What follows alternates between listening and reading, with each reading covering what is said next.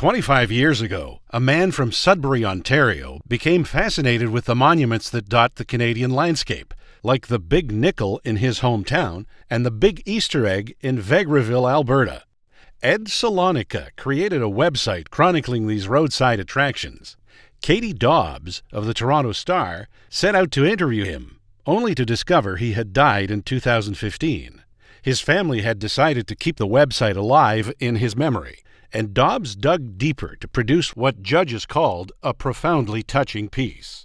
Her story tells how one man dedicated himself to documenting Canada's roadside attractions, and in the process helped Canadians see what makes the country so special. Richard Warnica of the National Post sensed an anger and an energy among followers of Rebel Media and its founder, Ezra Levant. For months he delved into everything he could find about the Rebel, uncovering ties to extremist movements in Europe and the United States, as well as some top figures in the Conservative Party. Friends, fans, former colleagues, and critics of Levant explained why he just cannot seem to stop himself from going too far. Judges said Warnica wrote elegantly about Levant's furious involvement with some of Canada's most important institutions. They called it a nicely drawn portrait of a man who skated for years on thin ice before plunging through to the darkness below. Jesse Winter was working as a reporter in Yukon when he met Gabriel Smarch in 2013. Smarch had called to complain about the terrible state of the building he lived in, but later revealed that his uncle had raped him when he was 5.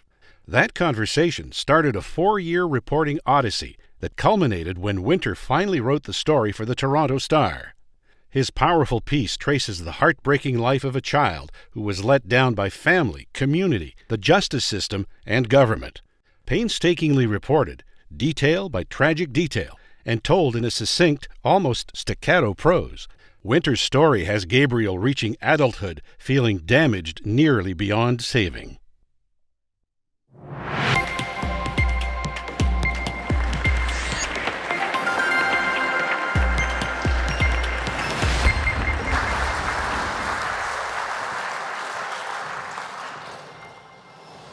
The award goes to Jesse Winter.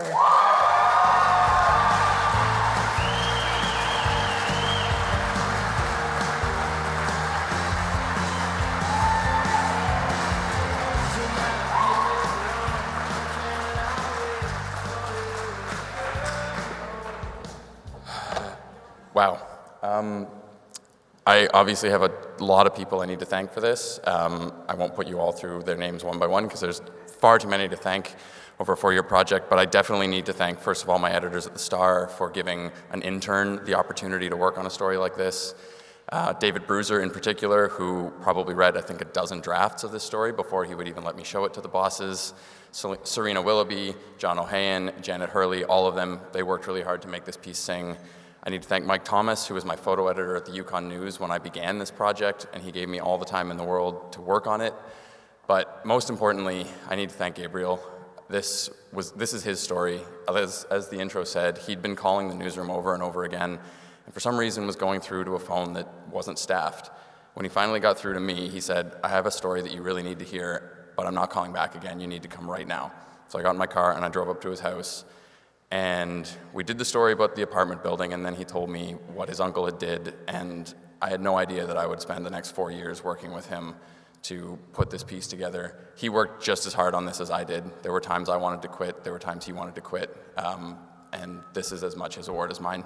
Thank you all very much.